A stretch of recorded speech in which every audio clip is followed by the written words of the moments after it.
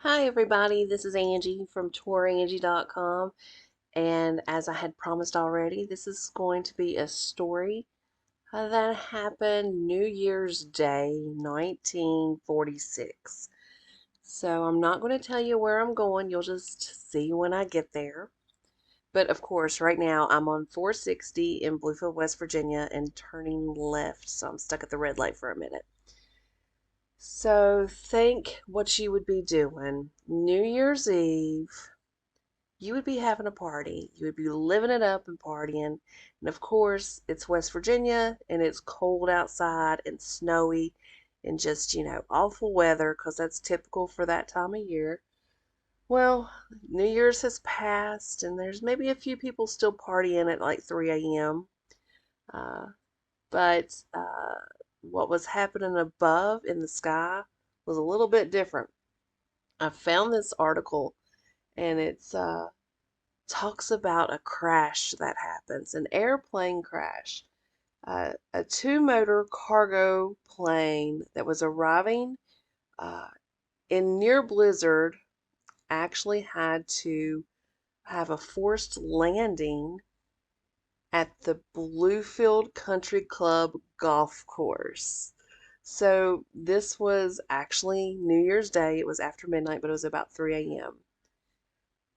Uh, the newspaper article, of course, there was like six newspaper articles that came out between uh, January 2nd, the day after the plane crash, and January 11th. So there was a lot of reporting about it in the Bluefield paper, but nobody died. I'm going to post a picture up at the end of the video to show what the plane looked like, and it was kind of funny because, people were coming to check it out that next day. But there were 7 men on board, and none of them were injured, none of them were killed. It was a CJ Joe Rosbert of Long Beach, California, who was a former Flying Tiger with a heroic war record. He was one of the people on the plane.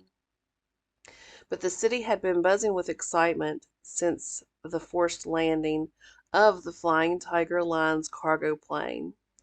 I'm reading a lot of this directly from the newspaper. Uh, the bitter cold, the biting wind and snow, which fell most of the day, uh, but thousands went to the country club to view the silver plane as it rested on its belly and to marvel at its size and construction. So we're at the end of Lebanon Street here, overlooking the golf course.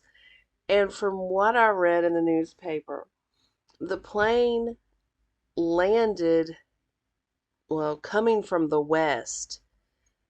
So it landed somewhere here on the golf course. I don't know exactly where, my goodness, but still, I'd had to put this little view up here of the golf course. So shout out to my friend Josh for recording it for me. Uh, but uh, yeah, it landed here on the golf course. Now, to explain what had happened with the plane and why it had to land here. I shouldn't say just land, crash land. Uh, the plane left New York New Year's Eve, and after a short stop in Washington, D.C., it took off for Nashville. A storm caused the pilot to change course and try to land at Knoxville, Tennessee. Um, but this cargo plane dropped down to 200 feet from 16,000 feet, at which they were flying through the snow and ice. Static fouled the radio system, and the pilots were unable to locate the airport at Knoxville. So they decided to return to Washington and started retracing their flight going back up to 16,000 feet. However, weather caused so much static that soon the radio was not working again, and they really didn't know where they were exactly. But about the same time, the fluid used to de-ice the wings was exhausted, so it had to stay up at the 16,000 feet level.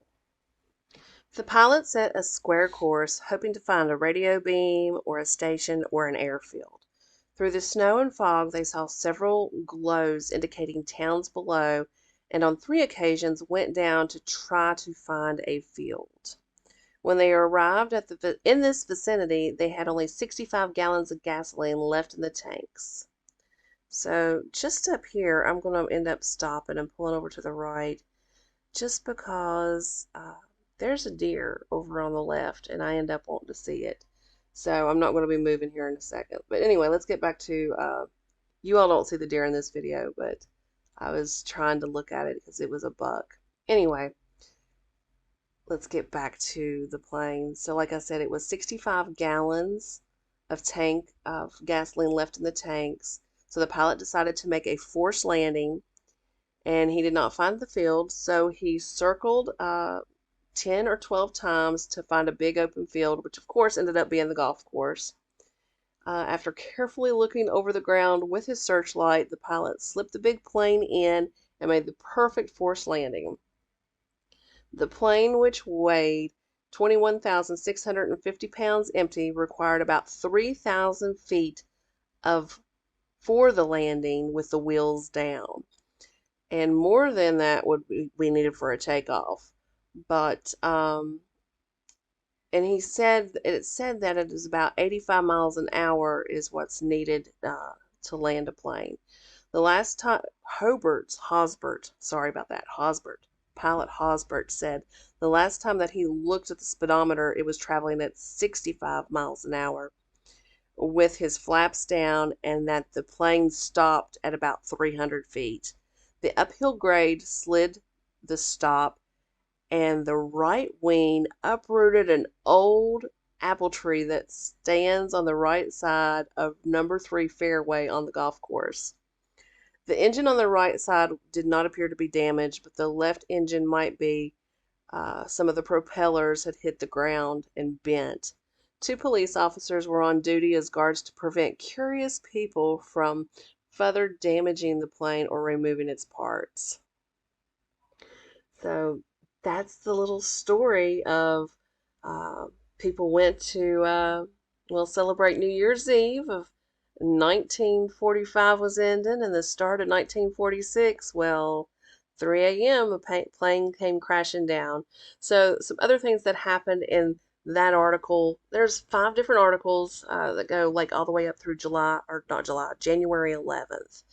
And one of them was talking about how people uh, from Princeton saw a plane or thought something was going on. People from Bluefield, the police were getting tons of phone calls. Bluefield, West Virginia State Police was getting phone calls. Hey, somebody needs to go help this plane. It's having problems seeing. Like I said, they said in the article it was stormy. The radio signal, there's an article talking about the radio signal stuff, and it said that it picked up a radio signal from somebody in Missouri, but there was no way it could get to Missouri. Pulaski had a radio signal, Pulaski, Virginia, tried to get through to them, but they couldn't hear it. So it was pretty interesting little read. Now, like I said, everybody lived, everybody was fine. There were no injuries. In fact, the pilot and co-pilot landed it fine, or the pilot landed it fine. But there were a couple people on board that were actually just laying asleep in the back, and the one of the guys had to go back there and wake them up and say, "Hey, we're doing a forced landing. We need to be careful." So I woke them up to tell them that because they were clueless about what was going on. Another part of an article, I think it was released the next day, was that one of the people on the plane was in the hospital for an ear infection, that they had not left the area. Most of the people had, the pilot and everybody started to leave the area the next day after the crash. The plane stayed on the field till like the 11th. They wanted to get the insurance company out. The golf course. They wanted to make sure that the removal of the plane did not damage the golf course more than it already was. So they had to wait on the insurance company to come and look at the plane to figure out a safe way of removing it, and of course pay to have the golf course redone. That was the agreement that they ended up reaching.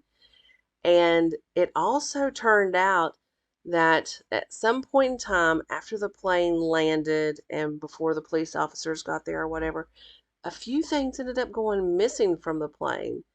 They made a list of those items, so somebody got a little bit nosy uh, investigating the plane and swiped a few items from it. But that's the story that I had for you about a crash landing at the golf course here in Bluefield. Well, that's all I have to talk about today. This is Angie from Tourangie.com. Finish it up right here at the end of College Avenue. So I'll talk to you all later.